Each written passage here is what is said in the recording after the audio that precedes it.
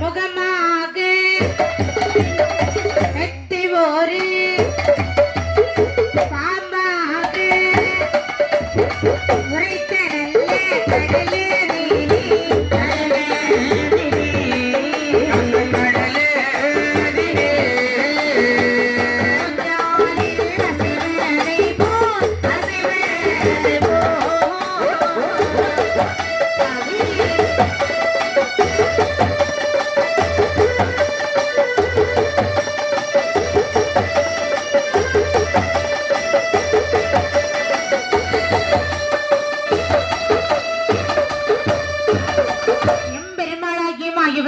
திருமால் உறைந்திருக்கும் திருப்பார்கடலை வந்து பார்க்கிற போது பார்க்கடல் வண்ணன் பரந்தாவன் எப்படி அமர்ந்திருக்கிறாரா?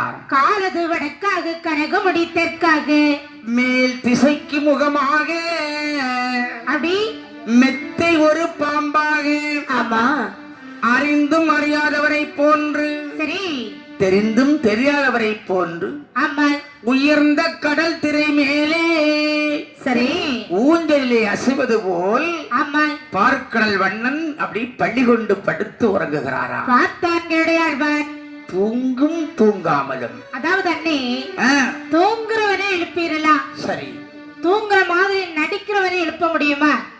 பெரிய நடிப்புக்காரன் எழுப்ப முடியாது. ஆனால் மாயவன் இந்த உலகத்தில் எல்லாம் அறிந்தும் அறியாதது போலவே தூங்கிக் கொண்டிருக்கின்ற இந்த உலகத்தில் எங்கெங்க என்னென்ன அற்புதங்கள் நடக்கிறதோ சரி அது கண்ணனுக்கு அத்தனையும் தெரியும். ஆமா ஆனால் தெரிந்தும் தெரியாமலும் ஆமா அறிந்தும் அறியாமலும் சரி ஆனந்த சேரன் பள்ளி கொண்டிருக்கிற போது கருடையாழ்வான் நினைக்கிறான், வந்து பார்க்கிறான், அழகாக தூங்குறாரே. சரி இவரை கைதொட்டால் கலகமிடுவார் என்று கைது என்று எழுப்பினாலும் கலகமிடுவார் பெருமாள், கைது என்று எழுப்பினாலும் கலகமிடுவார் பெருமாள்,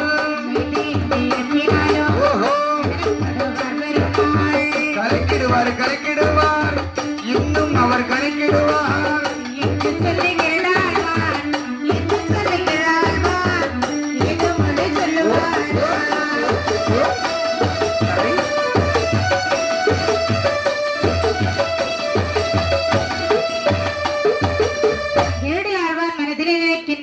என்ன நினைக்கிறான்? இவரை கைதேண்டி எழுப்பினால் கலகமிடுவார். ஆண்டவனை தொட்டு எழுப்ப முடியுமா? முடியாது. அம்பிகை வழிபட வேண்டுமானால் சரி நீ போய் அம்மா எழும்புன்னு சொல்ல முடியுமா? முடியாது. என்ன போய் அம்பாள் முன்னிலையில் உட்கார்ந்து இருந்து அப்படியே மண்டி போட்டு பணிந்து கொண்டு, தாயே எழும்பி எனக்கு ஒரு வாழ்வு கொடு, தாயே சரி வாழ்வற்ற எனக்கு ஒரு நல்வாழ்வு கொடு அம்மா என்று வழிபட வேண்டும். ஆமா அதுபோன்று செந்தலி வாழ்கருடன் அவரை தொட்டு எழுப்ப முடியல. பகவானுடைய வாகனமாக இருந்தாலும் அவன் அவரை தொட்டு எழுப்ப முடியாது. தன்னுடைய இறகினால் பார்க்கல சென்று நீர் கோரி வந்து அவர் பாதத்தில் அப்படியே தெளிக்கிறார். பரந்தாமன் கண் விழித்தார். ஆஹா, அச்சமன கை காட்டி அனந்த சேனன் இழந்திருந்து, கருடா கருடா அவசரமாக என்னை அழைக்க வந்திருக்கிறாயே என்று கண்ணன் கண் விழித்து சொன்னாலும் அவருடைய நாமத்தை பாட வேண்டும் என்ற ஒரு எண்ணத்தோடு பரந்தாமன் நாமத்தை செந்தில் வாழ்கருடன் பக்தியோடு பாடுகின்றார். கண்ணா